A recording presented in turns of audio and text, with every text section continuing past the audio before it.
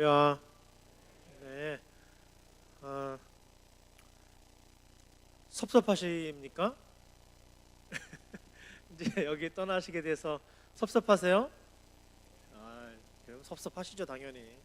한 20여 년 조금 못 미치게, 그죠? 이 구미동에서 신앙생활 잘 하셨는데, 하나님이 또 무슨 어찐 연고이신지 우리 성은 공동체를 새로운 곳으로 가라 명령하시니, 또 우리는 하나님의 그 선교적인 명령에 따라 움직이게 되었습니다. 우리는 사실 성경 공부 열심히 하셨으니까 귀에 못이 박히게 우리가 배웠잖아요. 교회는 건물이 아니라고요, 그죠? 교회는 이런 건물이 교회가 아니라 우리 자신이 다 주님 안에서 한 사람 한 사람이 지체들로 교회다, 이렇게 우리가 배우고, 사랑의 교제가 교회다, 이렇게 다 배웠음에도 불구하고 사실은 우리가 정든 이곳을 떠난다는 게 또 인간적으로는 섭섭하지 않을 수 없을 거다 생각이 듭니다. 우리가 육신을 입고 있지만, 그래서 마지막 날 이제 누구나 다 육신을 벗고 우리 주님께 돌아가서 주님과 함께 거하고 영원한 생명을 나눌 터인데, 이제 우리 부모님이 가시거나 가족 중에 먼저 하나님 곁에 갈 때 우리가 섭섭해하고 안타까워 하죠. 그게 인간의 인지상정입니다. 그러나 우리가 인간의 마음으로는 그렇지만 영적으로는 그 영원한 삶에 대한 소망을 가지고 바라보듯이, 이제 우리가 이 구미동을 마지막으로 예배를 드리고 새로운 땅으로 가겠습니다마는, 그 인간적인 섭섭함보다는 이제 하나님께서 예배하실 일이 무엇인가 하는 생각을 하게 되는 것이죠. 왜 이렇게 하시나 한번 우리가 생각을 해봐야 됩니다. 연초가 되면 여러분 서점에 같은 가시면, 또 TV에도 보시면 올해는 앞으로 이렇게 변할 것이다, 앞으로 세계는 이렇게 바뀔 것이다, 뭐 이런 내용의 그 책도 많이 나와 있고요, 또 TV 프로그램도 많이 나와 있습니다. 특별히 저는 제가 아주 신뢰하는 학자가 있어요. 존 나이스비트라고 하는 아주 미래학자, 신뢰하는 학자인데, 이 학자가 말하기를 지금은 대전환기다. 전 세계가 굉장히 큰 방향을 가지고 변하고 있는데, 이 시기에 세 가지를 주목을 해야 된다, 이렇게 얘기를 해요. 첫 번째는 편견을 버려라. 편견, 다시 말해서 옛날에 내가 하고 있던 생각으로부터 벗어나라. 익숙한 것들로부터, 편안한 것들로부터 벗어나서 과거의 생각을 벗어나라. 두 번째는 과거로부터 배워라. 아무리 변화를 좋아해도 과거로부터 배우지 않는 사람들은 결국은 변화를 따라갈 수가 없다고 그래요. 변화를 하기 원하는 사람들은 과거로부터 잘 배우는 사람이죠. 마지막 세 번째가 뭐냐면 더 넓은 그림을 볼 줄 알아야 된다. 지금 당장 나에게 변화되는 것 때문에 마음이 흔들리는 것이 아니고, 앞으로 더 큰 그림 안에서, 더 넓은 그림 안에서 이 변화가 어떻게 이루어지고 있는가, 이 세 가지를 볼 수 있어야만 이 지금 대전환기에 우리가 잘 변화에 적응할 수 있다. 그런데 근본적으로 이 변화를 두렵게 만드는 게 뭐냐, 왜 어떤 사람은 변화를 잘 하는데 어떤 사람은 변화를 잘 못하느냐, 왜 어떤 기업은 잘 변하는데 어떤 기업은 변하지 못해서 망하느냐. 일본 기업들이 지금 그랬잖아요. 우리나라 삼성 이런 데가 뭐 20년 전에는 훨씬 뒤였지만 지금은 훨씬 앞서가는 게, 우리는 그동안 잘 변해왔어요. 근데 일본은 그동안 20년 동안 불황을 겪으면서 못 변해왔죠. 변화하지 못하는 이유가 뭐냐, 가장 근본적인 이유를 이 존 나이스비트는 이렇게 얘기를 해요. 공포심 때문이다. 공포심. 변하고 나면 내가 잘 정할 수 있을까? 아니면 내가 낙오되지 않을까? 또는 내가 지금 가지고 있는 것을 잃어버리지 않을까? 내가 지금 누리고 있는 것들을 다 포기해야만 되는 거 아닐까? 뭐 이런 것들 때문에 변화를 두려워해서 공포심 때문에 두려워한다는 거예요. 그러면 여러분 결론적으로 어떤 걸까요? 많이 누리고 있거나 많이 가지고 있는 사람들이 변화하기 어렵죠. 그렇잖아요. 잃을 게 없는 사람들은 뭐 금방 변할 수 있지 않습니까? 덩치가 크고 많이 누리고 있고 그런 사람일수록 새로운 전환기에 변화가 어려워요. 지금 그래서 전 세계적으로 작은 기업들 또는 아주 혁신적인 기업들은 빨리빨리 변해서 나가고 있지만 특별히 우리나라 기업들은 큰 공룡과 같은 기업들이 많기 때문에 변화하기가 굉장히 어렵습니다. 그러니까 지금까지는 잘 지내왔지만 정말 변화해야 할 때 못 변하는 것이죠. 여러분 교회도 똑같아요. 교회는 여러분 얼거나이제이션이 아니고 올게니즘이라고 지난번에 말씀드렸죠. 무슨 말이냐면은 우리는 기업과 같은 조직은 아니에요. 얼거나이제이션, 조직, 단체가 아니에요.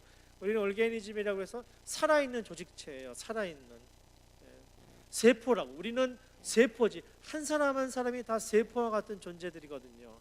그래서 한쪽 팔이 아프면 이쪽 팔도 우리 몸이 다 같이 아픈 것처럼 고린도전서 13장에 보면 누구 한 다리가 아프면 온몸이 아픈 것처럼 우리 누군가가 힘들면 다 같이 힘든 것처럼 우리 교회는 조직이 아니고 그런 유기체란 말씀이죠. 하물며 조직도 변하지 않으면 망하고 사라지는데, 그죠 여러분? 최근에 그 국가 부도의 날인가 영화 봤더니만 옛날 우리 IMF 겪었을 때 100대 기업 중에 여러분, 그죠? 거의 반 이상이 사라져 버렸잖아요. 그 당시에 변화하는 세계 경제에 제대로 적응을 못했어요. 지금도 여전히 마찬가지입니다. 그런데 여러분, 교회도 똑같아요. 교회는 더 본질적이에요. 본질적인 것이 계속 새로운 사역을 낳지 않으면 교회는 사라지게 돼 있고 망하게 돼 있고 없어지게 돼 있어요. 심지어는 10,000명이 모이고 20,000명이 모이는 교회라도 그 본질적인 세포가 자꾸 새로워지지 않으면 사람들을 향해서 조롱받게 되고 비난받게 되고 웃음거리가 되고 마는 것이 여러분 교회 2000년 역사 동안 우리가 수없이 봐온 일들입니다. 오늘날 한국교회를 돌이켜보면 자랑스러운 일도 많고 또 은혜를 많이 누리는 교회지요. 한국교회를 통해서 하나님이 하신 일이 너무나 많이 있습니다. 그런데 또 한편 생각해 보면 오늘날 많은 교회들이 이 본질적인 것들이 새로워지지 않고 덩치만 넓히고 사람만 늘어나다 보니까 이제 점점 죽어가는 공룡단지 거물 집단처럼 되어버리고 있다는 것이죠. 교회가 새로워진다는 건 뭡니까 여러분? 우리가 구미동에서 백현동으로 가니까 교회가 새로워지는 거겠습니까? 여러분 건물 좀 달리한다고 교회가 새로워지는 것이겠습니까? 교회는 기업도 아니고 단체도 아니고 조직도 아니라서 그렇게 해서 새로워질 수가 없습니다. 본질이 새로워지지 않으면 아무리 겉이 새로워진다고 해서 새로운 교회가 될 수가 없습니다.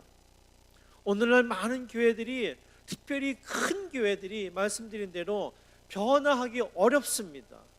본질적으로 새로워지기가 굉장히 어렵습니다. 점점 그러한 일들이 한국교회에 나타날 것입니다. 그런데 오늘 우리가 정말 감사해야 할 제목이 있습니다. 18년 동안 이곳에서 여러분은 잘 모르시겠습니다만은 여러분이 속한 교단의 그 어떤 교회들보다 정말 앞으로 한국교회가 이렇게 변화해야 된다는 모습을 잘 보여주신 공동체예요.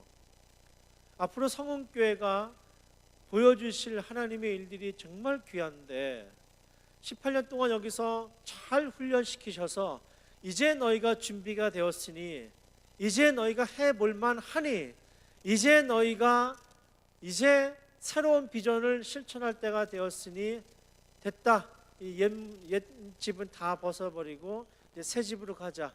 두꺼봐 헌집 줄게. 새 집 다오 하는 것처럼 이제 백현동에 가서 새 일을 시작하게 되었으니 여러분 이 어찌 감사하지 않을 수 있겠습니까? 인간적인 마음으로는 섭섭할 수 있겠습니다만은 하나님이 이 공동체를 통해서 하고자 하시는 일이 너무나 귀하다 생각이 들어서 우리가 감사해야 된다 생각을 합니다. 무엇보다도 이제 공사도 하고 이제 새로운 인테리어도 하고 뭐 이렇게 해서 그 새 공간을 장만하겠습니다만은 우리 성도님들은 그것과 함께 정말 마음의 본질을 새롭게 하셔야 합니다. 다시 한번 내가 그동안 게을러졌지, 내가 그동안 조금 둔해졌지, 내가 그동안 좀 너무 익숙해졌지, 하던 대로 해왔지, 이런 게 있다면 우리가 본질로부터 새로워져서 우리의 신앙을 새롭게 하는 좋은 기회가 될 줄로 믿습니다. 오늘 본문은 우리가 잘 아는 말씀이세요. 오늘 두 절만 읽어서 잘 알 수 없습니다만은 이제 예수님을 십자가에 못 박은 로마 군사들의 눈을 피해서 두려움에 떨며 숨어 지내던 제자들에게 부활하신 주님이 찾아오신 후에 주께서 너희는 성령이 오실 때까지 떠나지 말고 예루살렘에 거하라 했던 그때에 이제 마침내 성령께서 임하셨습니다. 너희가 성령이 임하시면 권능을 받고 예루살렘과 유다와 사마리아와 땅 끝까지 이르러 내 증인이 될 것이다 라고 하셨던 그 약속의 말씀에 따라 이제 죽음을 각오하고 벌벌 떨던 3번을 주님을 부인했던 베드로가 담대한 마음으로 성령의 충만함을 받아서 이제 자신들이 도망쳐 나왔던 예루살렘 성으로 들어가는 장면입니다. 그렇게 들어갈 때에 성경에 보면 제9시가 되었다고 하는데 이스라엘 사람들은 하루에 3번씩 하나님께 기도하는 관습이 있었습니다. 이제 9시에 모든 사람들이 성전을 향해서 들어가고 있을 때에 그 성전 미문에 평상시 평생 앉아서 구걸하던 안질병이 병자가 있었는데 동네 사람들이 혼자 움직이지 못하는 병자를 들어서 그 사람들이 오고 가는 길목에 앉혔던 것이죠. 이때 베드로가 그 병자를 보게 됩니다. 이 병자는 습관적으로 자기가 해오던 대로 하루 벌어서 하루 먹고 사는 사람이에요. 구걸해가지고 사람들의 동전을 맨 입 던져주지 않으면 이 사람은 굶을 수밖에 없는 사람이에요. 그래서 평상시 하던 대로 기도하러 올라가던 사람들을 눈을 멀끄러미 쳐다보고 있는데 그때 베드로가 이 병자와 눈이 마주칩니다. 병자는 혹시 이 사람에게 뭔가 얻을 것인가, 이 사람이 동전 몇 푼 던져줄 것인가 싶어서 물끄러미 바라봤을 때 베드로가 상상하지도 못한 말씀을 선언하는 것이죠. 금과 은은 내게 없다. 그러나 내가 줄 수 있는 것은 오직 예수 그리스도의 이름뿐이니 그리스도의 이름으로 명하노니 즉시 일어나서 걸어라. 할렐루야. 선언해 주셨습니다. 이때 평생 앉아있어 구걸하던 이 병자가 그 다리에 힘이 생겨 벌떡 일어나서 걸으며 뛰며 하나님의 영광을 찬양하게 되었습니다. 그를 지켜보던 많은 사람들이 아니 저 사람은 우리가 매일 이 문을 드나들면서 봤던 그 거지 병자가 아니냐, 저가 어떻게 일어서서 걷고 뛰느냐, 도대체 어떤 일이 일어난 것이냐 라고 놀랄 때에 이 병자는 베드로를 붙잡습니다. 주님이시여, 어떻게 이런 일이 나한테 일어났습니까? 어찌입니까? 그때 이 소식을 듣고 많은 사람들이 베드로 주위에 모이게 되었습니다. 말씀드렸습니다마는 베드로가 어떤 사람입니까? 그는 갈릴리 그 가난한 동네에서 평생 아버지의 직업을 따라 또 그 자식도 그 직업을 따라 살 터인 어부의 사람으로 살아오던 사람, 배움이 없고 가진 재산이 없고 무식한 사람, 그러나 주님을 만나서 그 제자로 살고 그러나 결정적인 순간에 주님을 배반했던 사람, 그리고 무서워서 벌벌 떨며 숨어 있었던 사람, 그에게 주님께서 찾아오셔서 새롭게 사명을 받게 되었던 그 사람이 이제 많은 사람 앞에서 이렇게 증언합니다. 태초부터 우리를 구원하시기 원하시는 우리 하나님께서 그 아들을 보내셨는데 당신들이 그 아들을 살인자와 맞바꾸어 내어주게 되었고 십자가에 못 박히지 않았느냐? 그러나 우리 하나님께서 그를 죽음에 내어버려 두지 아니하시고 3일 만에 부활시키셔서 우리의 구세주가 되게 하셨다. 우리가 바로 그 일의 증인들이다. 이제 그 예수 그리스도를 너에게 전하노니 너희가 모두 주님을 받아들이고 회개하고 주께 돌아오라. 영생을 얻어라. 구원을 얻어라. 이렇게 증언하게 됩니다. 너희가 회개하고 돌이켜서 너희 죄 없이 함을 받으라. 이같이 하면 새롭게 되는 날이 주 앞으로부터 이를 것이다. 주께서 너희를 위하여 예정하신 그리스도 곧 예수를 보내주신다. 이렇게 선언해 주셨습니다. 이러면서 베드로가 담대하게 선포하는 것이죠. 이것은 오래된 약속이다. 이것은 태초로부터 시작된 약속이다. 너희의 믿음의 조상 아브라함 때로부터 또 모세 때로부터 사무엘 때로부터 많은 왕들과 예언자들로부터 또 아들 예수 그리스도를 통해서부터 우리에게 아버지께서 약속해 주신 오래된 약속이다. 여러분, 약속은요 오래되면 잊어버리게 되어 있어요. 약속은요 오래되면 사람들이 안 믿게 되어 있어요. 뭘 1시간 뒤에 온다 그랬는데 10시간이 돼도 안 와. 그러면 우리가 믿겠습니까? 내일 온다 그랬는데 한 달이 지나도 안 와요. 그럼 우리가 믿고 기다리겠습니까? 근데 오늘 베드로는 수천 년을 지나온 그 약속이 비로소 이루어졌다라고 선언하는 것입니다. 이스라엘 백성은 그 약속을 잊지 않았어요. 그 언약을 잊지 않았습니다. 태초부터 우리를 구원하시기로 작정하신 그 약속을 잊지 않고 있었습니다.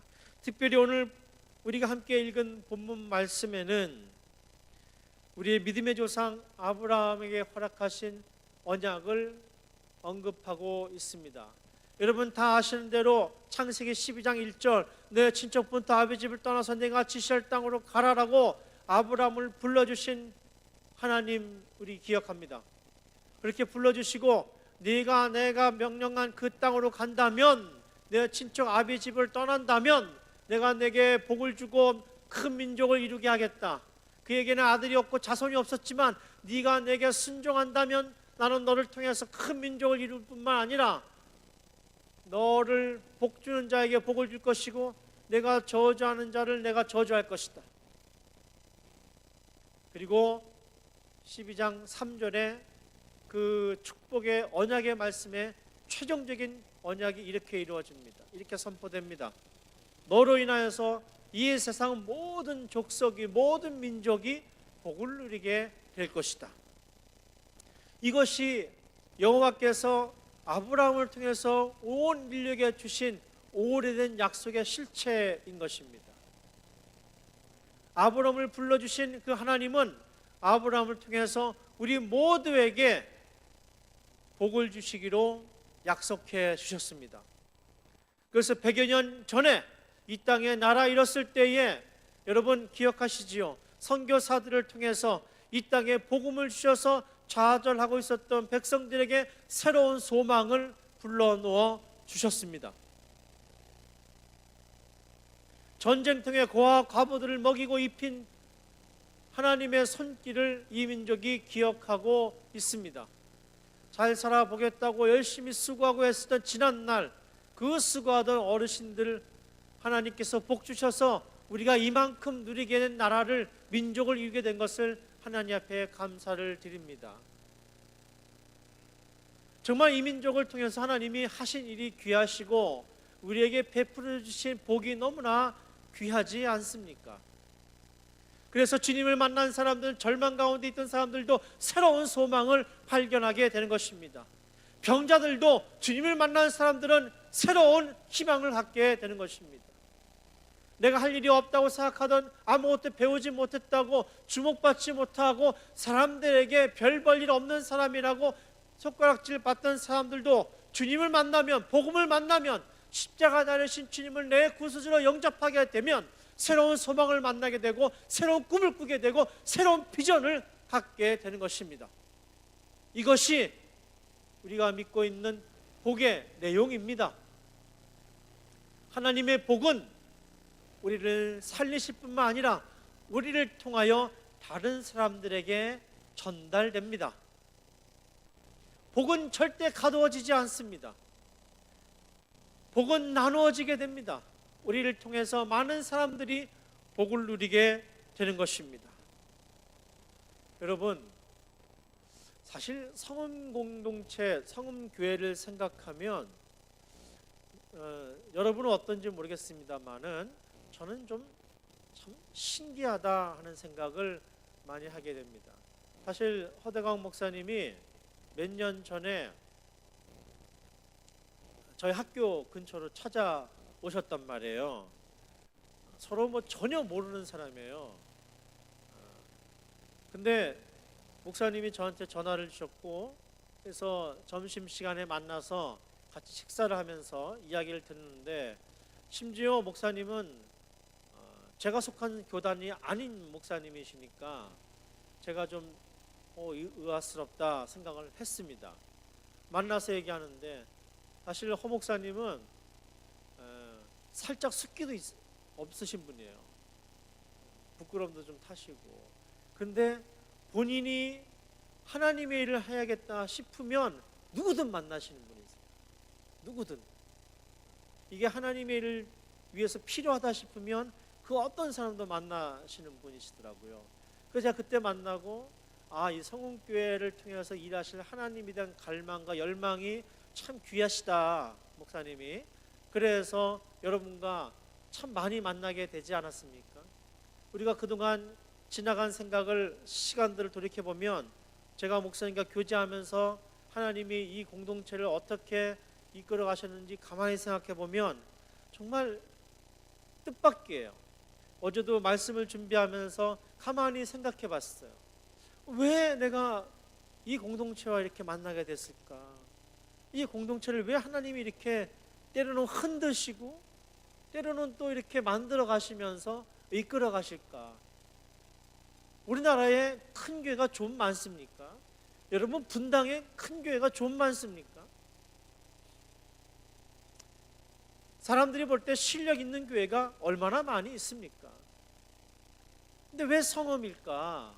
왜 하나님이 이 교회를 통해서 자꾸 일하기 원하실까? 여러분, 많은 사람들이 하나님의 이름으로 이런저런 사역을 하고 있습니다만은, 여러분, 그 시대에 하나님의 합한 마음을 가지고 하나님이 원하시는 일을 하기 원하는 공동체는 또 그렇게 많은 게 아니에요. 왜 하나님께서는 우리 성은 공동체를 통해서 일하길 원하실까? 특별히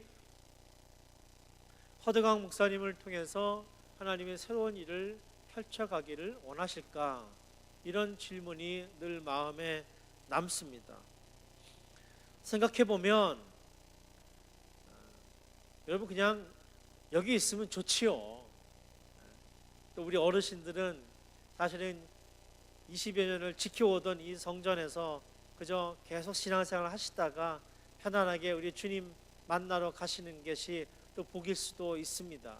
그래서 이 아름다운 성전을 우리가 떠난다는 게 사실은 그렇게 여러분들이 너무 좋다 이러지는 않으실 걸로 생각이 들어요. 그러나 여러분, 아브라함을 생각해 보십시오. 70살에 내 친척부터 아버지 집을 떠나라, 새로운 땅으로 가라, 이렇게 명령을 받았습니다. 그 명령을 통해서 하나님은 이렇게 말씀하셨어요. 내가 너희를 통해서 하고 싶은 일이 있어. 내가 너를 통해서 하고 싶은 일이 있어. 너 잘되게 하고, 너 배부르게 하고, 너 잘나가게 만들고, 너 높아지게 만들 거야. 요즘 동네 사람들 모이면, 교수들 모이면 카페들 아줌마들 모이면 다 이 얘기합니다. 스카이 캐슬. 어제도 다 보셨죠? 스카이 캐슬 얘기예요.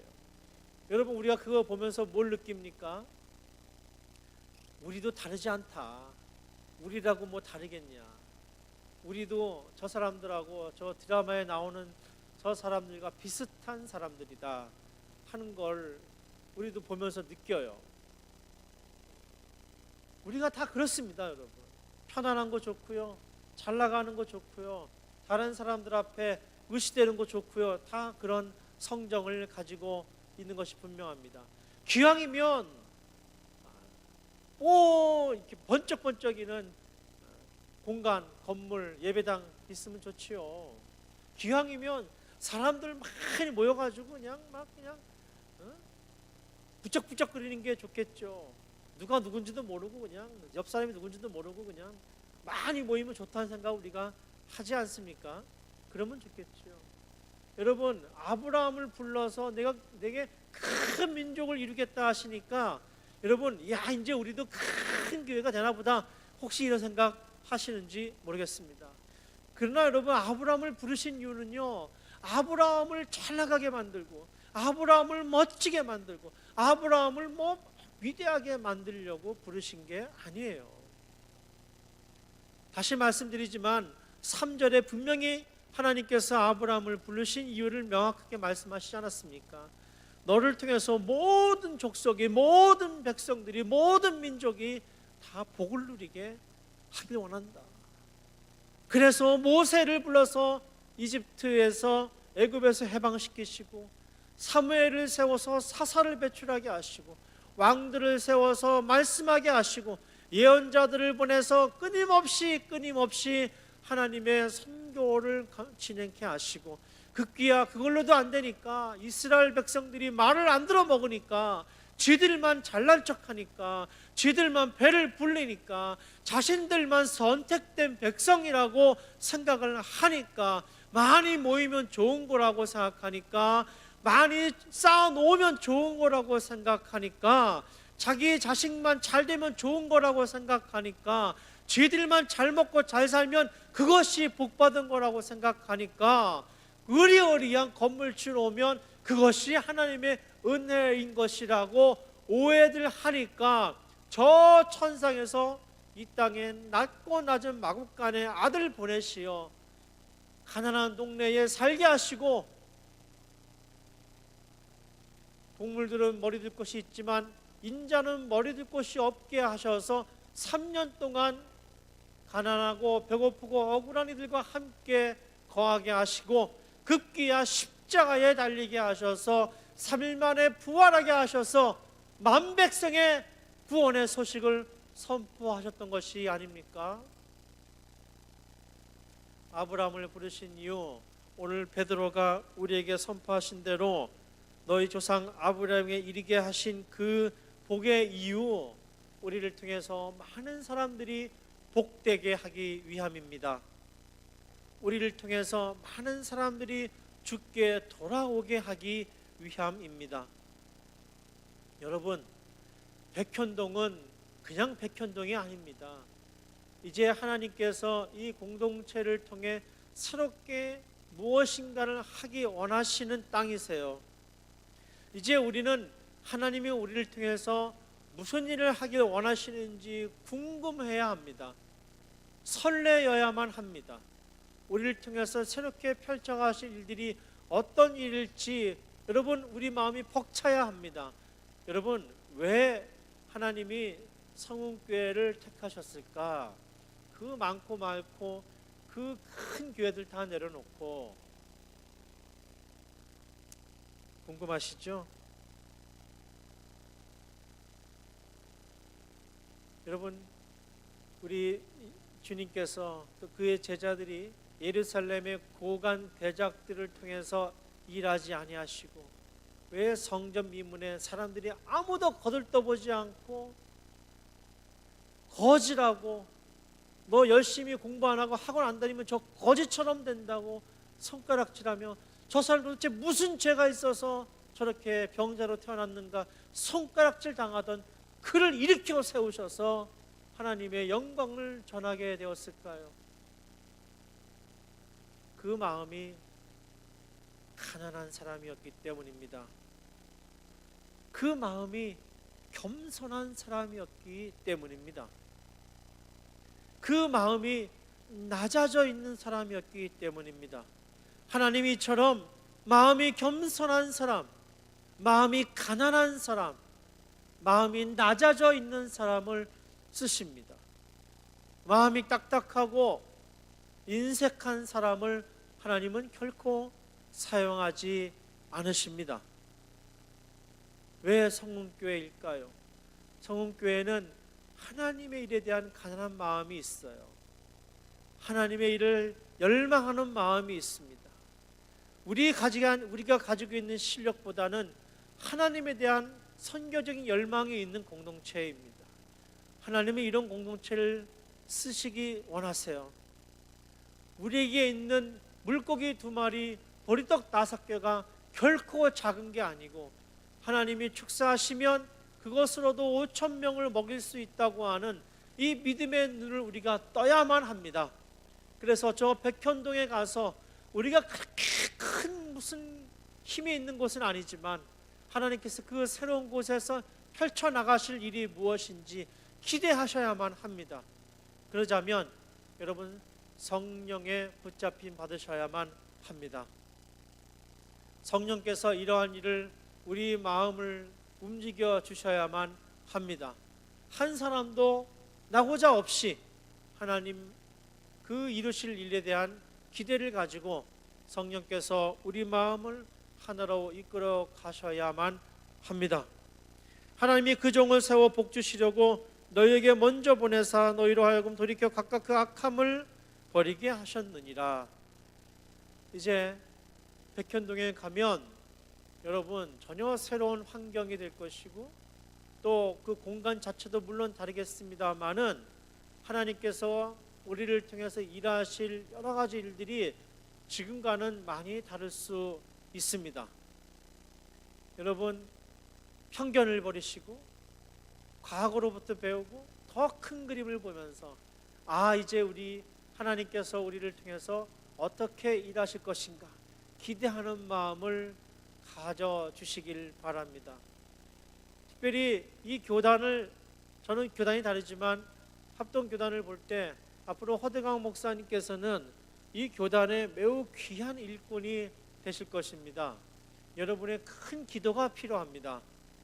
목사님께서 이 새로운 비전과 사역을 통해 한국교회의 새로운 큰 희망을 이끌어 가실 줄로 믿습니다. 그러기 위해선 우리 성도님들이 한마음 한뜻으로 목사님을 위해서 기도해 주셔야만 합니다. 두 번째는 여러분 지금 한국교회 형편을 볼 때 이런 교회의 사례는 전무후무한 사례입니다. 멀쩡한 성전을 비우고 엉뚱한 상가로 거꾸로 돌아가는 교회는 한국교회 역사상 단 한 번도 없었습니다. 오로지 비전 때문입니다. 오로지 하나님의 사역 때문입니다. 오로지 이 익숙한 것 편안한 것을 내어놓고 저 불편한 곳을 찾아 들어가는 이유는 오로지 하나님의 일을 하기 위함입니다. 여러분 이 결단이 앞으로 이 교단과 한국교회의 귀한 메시지가 될 줄로 믿습니다. 이러한 일들이 벌어질 때에 정말 여러분의 큰 자긍심과 자랑이 될 수 있기를 바라고 이 모든 일들을 통해서 하나님이 귀하게 일해 주실 줄로 믿습니다. 기도하겠습니다.